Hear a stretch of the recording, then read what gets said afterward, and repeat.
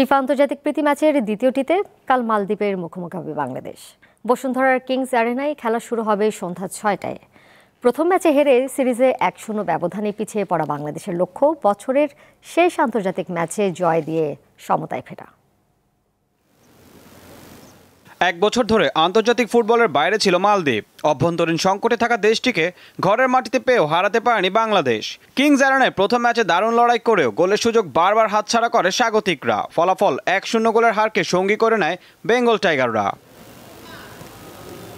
এখন ঘুরে দাঁড়ানোর লক্ষ্য মোরসালিন তপুদের। প্রথম ম্যাচের ভুল শুধরে দ্বিতীয় ম্যাচে জয় ফিরতে মরিয়া কাবরেরা শিষ্যরা।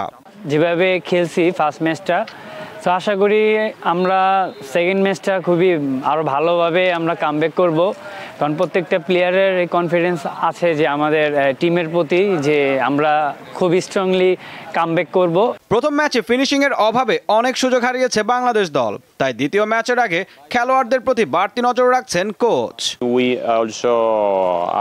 আমরা ভালো খেলেছি, কিন্তু প্রথম ম্যাচে অনেকবারই ফিনিশিং লাইনে আমরা ব্যর্থ হয়েছি। তবে খেলোয়াড়রা নিজেদের ঝালিয়ে নিচ্ছে। আশা করছি পরের ম্যাচে ভালো ফলাফল আসবে।